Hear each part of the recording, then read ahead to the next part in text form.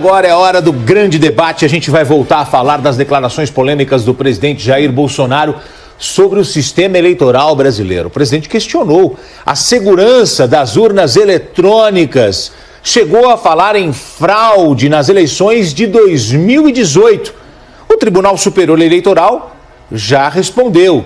Disse que o sistema é protegido contra ataques e que em 22 anos de urna eletrônica nunca foi detectada uma fraude. Esse é o assunto do grande debate. Caio Coppola e a Gabriela Prioli já estão por aqui. Nós começamos hoje com a Gabriela e eu quero saber qual é o seu pensamento sobre isso, qual é a implicação desta fala, qual é o peso desta declaração do presidente da República. Gabriela, bom dia. Bom dia, Gotino. Bom, é o peso da declaração do presidente da República, não é verdade? A gente tem que agora analisar em todos os aspectos. Num primeiro o presidente da República estava fora do país, né? E aí, quando a gente pensa no nosso chefe de Estado viajando para fora do país, a gente pensa que ele vai levar uma imagem boa do Brasil, né? Vai fazer propaganda do Brasil lá fora. Mas, na verdade, ele toma o microfone e fala o quê?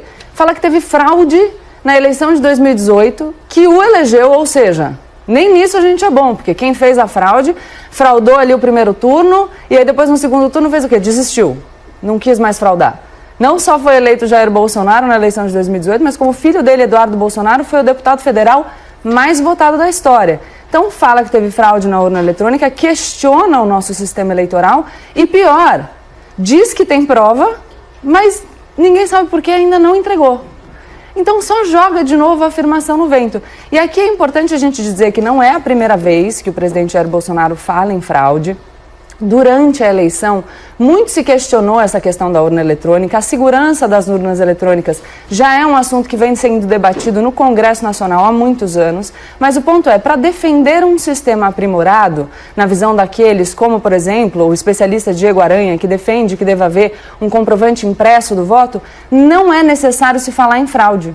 Então, quando o presidente Jair Bolsonaro, em vez de propor um debate prospectivo que respeite o sistema democrático, faz uma afirmação leviana, no sentido de que a gente teve fraude na eleição de 2018, sem que ele já tenha apresentado a prova, eu acho que agora a gente tem que ter, assim, a gente está diante de duas opções.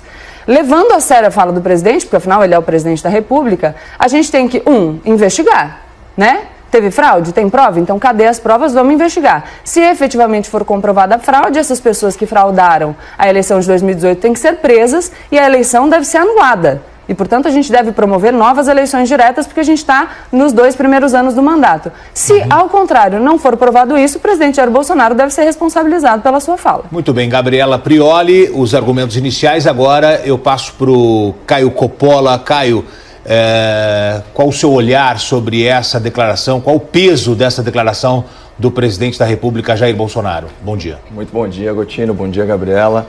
Bom, em relação a uma postura mais propositiva do presidente, vamos lembrar que ele é autor do projeto de lei do voto impresso, foi aprovado pelo Congresso, foi depois vetado pela Dilma Rousseff, o Congresso derrubou o veto, né? Mas o presidente, à época do TSE, o Gilmar Mendes, prestou um desserviço falando que ele se aplicava só a 5%, né, das urnas. Depois entrou uma ação da PGR questionando a constitucionalidade, tudo isso em governos anteriores, e acabou que o Congresso aprovou virou letra morta. Mas assim, o nosso presidente, ele é sem dúvida muitíssimo generoso com uma imprensa cada vez mais dependente de manchetes bombásticas, né? Fica difícil saber qual dos poderes se beneficia mais com esse tipo de factoide, se é o executivo eleitoreiro ou se é a mídia sensacionalista. Bom, essas declarações intempestivas aí do presidente sobre a lisura, né, das eleições, elas carregam duas mensagens distintas, embora complementares. Na primeira fala, ele alega explicitamente possuir provas de fraude eleitoral nas eleições de 2018. Na segunda fala, ele questiona a confiança da população no sistema eleitoral. No primeiro caso, o mérito do comentário do presidente depende 100% da apresentação de provas. Ele foi explícito, ele disse: eu acredito pelas provas que eu tenho em mãos, disse que vai mostrar que eu fui eleito no primeiro turno, mas que houve fraude, certo? No segundo caso, a fala do presidente, ela traz um questionamento que é válido. Ele diz o seguinte: eu quero que você me ache um brasileiro que confie no sistema eleitoral. E o verbo confiar, Gotino, ele tem origem latina, ele significa acreditar com fé, né? Fides. Então, haja fé para acreditar que esse nosso sistema eleitoral é imune a fraudes. A segurança das urnas eletrônicas ela já foi testada no exterior e o sistema foi considerado muito vulnerável. Por isso que a esmagadora maioria dos regimes democráticos não implementou votações 100% digitais, muito menos de urnas de primeira geração. Para ficar em um exemplo, na convenção hacker americana, a DEFCON, em questão de 2 horas, os hackers violaram os programas de votação. E vamos reconhecer que hackear sistemas complexos é uma realidade, né, contemporânea. O Pentágono já foi hackeado, a NASA já foi hackeada e por aí vai. E aqui cabe uma comparação muito importante. No sistema tradicional de voto impresso, a fraude eleitoral ela tem que ser presencial. Ela precisa de muitos conspiradores e faz pouca ou nenhuma diferença entre milhões e milhões de votos. Já no sistema eletrônico, a fraude ela pode ser realizada à distância, por uma pessoa apenas. Ela pode influenciar diretamente o resultado da eleição e sem deixar rastros, como foi no caso da Venezuela. Outro ponto, aqui no Brasil, são várias empresas envolvidas na fabricação, na logística, na transmissão de dados das urnas e entre elas a tal da venezuelana Smartmatic, que é responsável por todas as eleições da ditadura bolivariana desde 2014. Bom, desde 2004, perdão. Gabriela Prioli, a culpa é da imprensa? Tudo é culpa da imprensa, né? Não, a culpa é do presidente da República que, em vez de promover uma discussão efetivamente possível, faz uma afirmação irresponsável que descredibiliza o nosso sistema eleitoral. Aliás, eu acho interessante porque, de fato, a gente teve algumas discussões no Supremo Tribunal Federal sobre essa questão do voto impresso em adição à votação eletrônica. Então, não é acabar com a urna eletrônica, mas é ter um comprovante também impresso. E o curioso é que a gente viu aqui uma referência ao ministro Gilmar Mendes, e o ministro Gilmar Mendes é um dos ministros que tem adotado uma posição no sentido de permitir esse novo sistema. Em 2014, quando essa lei foi declarada inconstitucional, numa ação direta de inconstitucionalidade, o ministro Gilmar Mendes já se refere a uma decisão do Tribunal Constitucional da Alemanha, falando o seguinte: olha, o nosso sistema não tem indício de fraude, ele é seguro, mas se a gente acha, e eu acho, que a população precisa ter confiança no sistema, e a gente vê que o Congresso tem agido nesse sentido, talvez a gente devesse pensar numa postura prospectiva. A única preocupação do Supremo Tribunal Federal é que não se viole o sigilo da votação.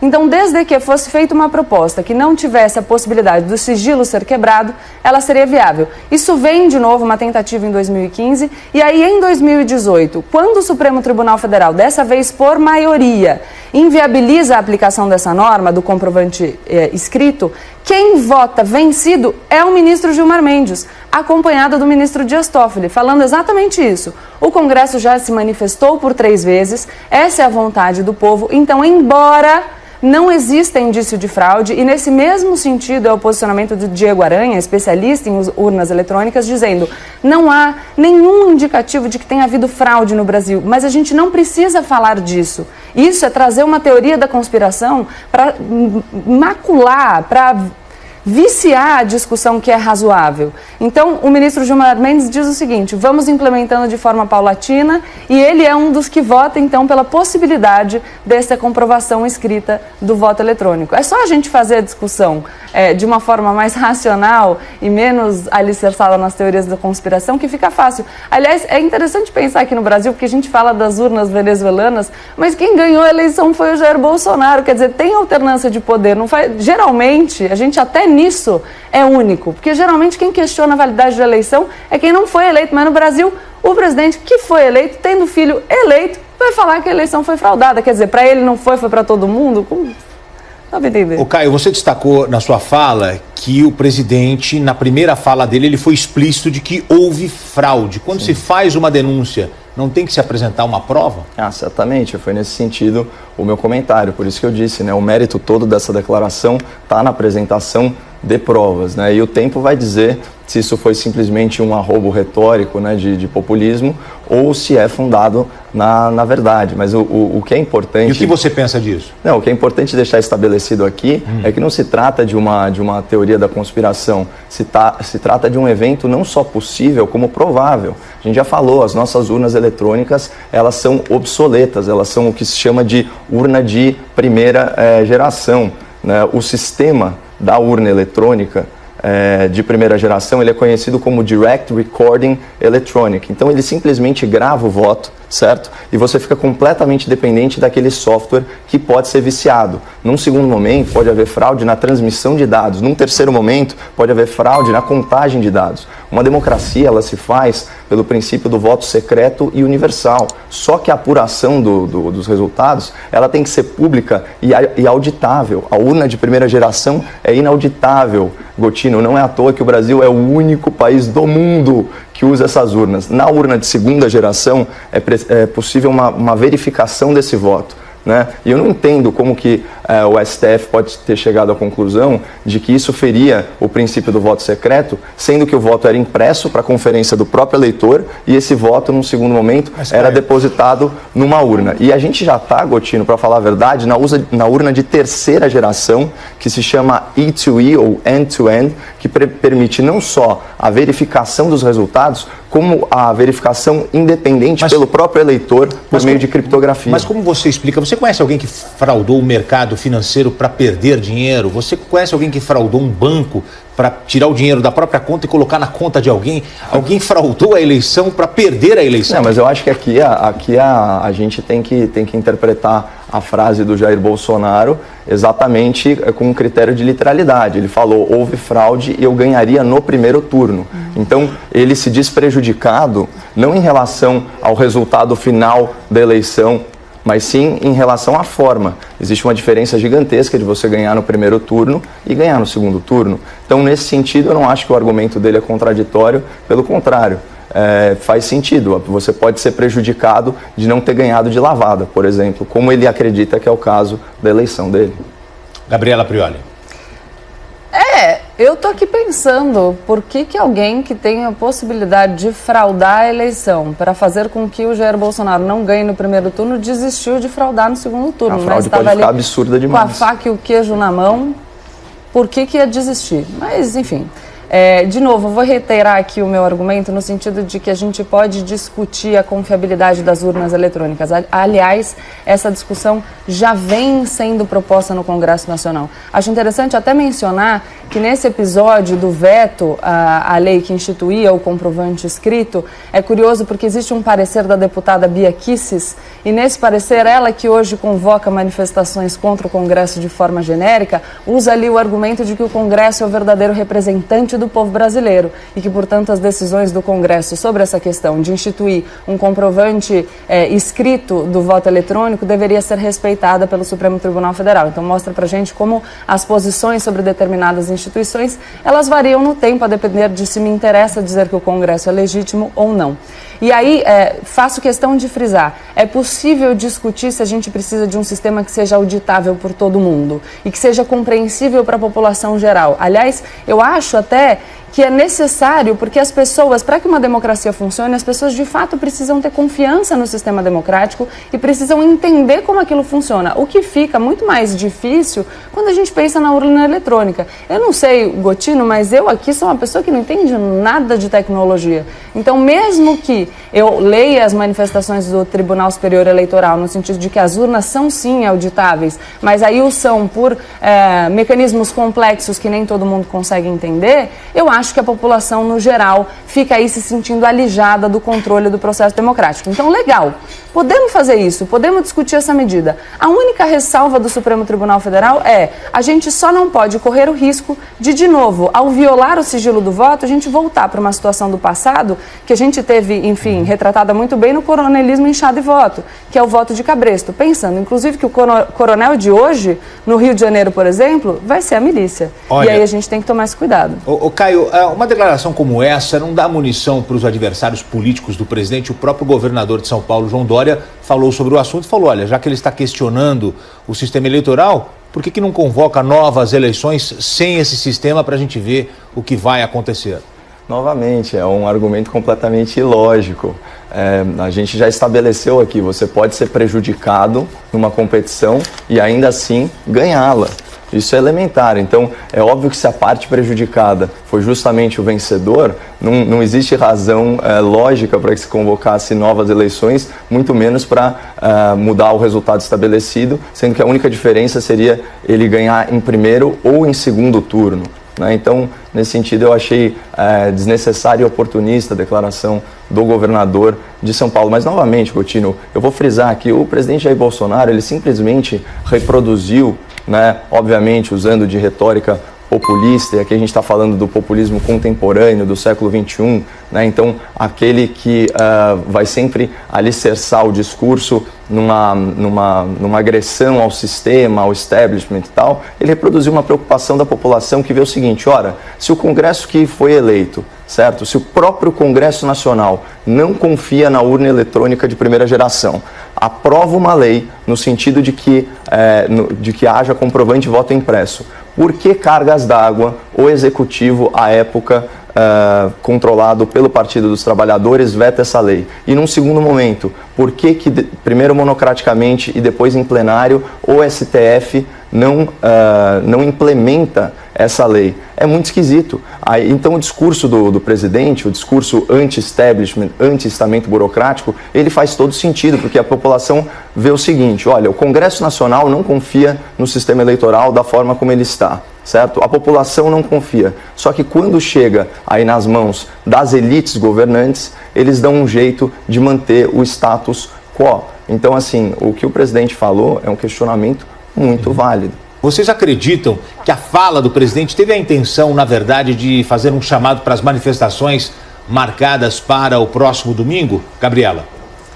Olha, Gotino, se a fala do presidente tivesse o interesse diverso do movimentar suas bases, e aí não só para as manifestações do próximo domingo, mas no sentido geral, porque sempre que ele se depara com alguma dificuldade, então a gente está vendo aí bolsa em queda na segunda-feira, a epidemia de coronavírus, que o presidente Jair Bolsonaro também já tentou minimizar o impacto, ele levanta alguma coisa para movimentar a base. Se o interesse não fosse esse, era melhor ele ter entregado as provas, né, para as autoridades competentes, em vez de falar em Miami sobre uma eventual fraude, que, aliás, eu achei muito perspicaz ouvindo aqui o debate, porque, olha só, eu alego que teve fraude na eleição passada que me elegeu, mas aí eu sou tão esperto que eu digo que teve fraude e, portanto, a gente deve descredibilizar o sistema democrático, mas apesar da fraude, eu seria eleito de qualquer jeito. Então aqui eu já estou deixando clara a minha posição no sentido de que eu não quero convocar novas eleições. Quando, na verdade, se a gente tem uma suspeita de fraude e a gente respeita o sistema democrático, a gente deve não só querer, a gente deve exigir, a gente deve buscar uma eleição não viciada para garantir que, de fato, as pessoas ocupando as cadeiras da presidência e do Congresso sejam as pessoas escolhidas pelo povo brasileiro. Então aqui, o interesse do presidente Jair Bolsonaro, aliás, a fala é estruturada de uma maneira muito capciosa. E eu fico pensando, se não é para descredibilizar, para anular a eleição passada, então talvez a gente esteja assistindo um movimento no sentido de já gerar uma suspeita para a eleição que vem, em 2022? Ou será que o presidente Jair Bolsonaro está só fazendo mais uma das suas bravatas para criar um estresse com o Tribunal Superior Eleitoral, que está envolvido aí com essa questão da divulgação das fake news por mensagens nas eleições e, mais que isso, tem um envolvimento direto nas normas que viabilizam a formação do Aliança pelo Brasil? Acho, aqui, reiterando o meu ponto, a gente tem que levar a sério a fala do presidente e deve investigar, porque se a gente tem apreço pela democracia, tem uma eleição municipal em 2020 e a gente, em vez de estar conjecturando coisas dizendo, olha, eu não confio, pode ser que, vamos nos basear nas opiniões dos especialistas que dizem, não há indícios de que tenha havido fraude na história do uso das urnas eletrônicas no Brasil. Diego Aranha, que é um entusiasta do comprovante impresso do voto eletrônico, mas que faz afirmações categóricas no sentido de que a gente não tem provas, senão conjecturas sobre fraude nas eleições brasileiras. Caio Coppola, você, o tema fraude na eleição é um convite para domingo? É difícil saber quais são as intenções do presidente da República, mas para quem coloca aí o questionamento do presidente sobre a lisura das eleições na categoria de conspiração, essas outras ilações aí que foram levantadas mais cedo no debate fazem inveja.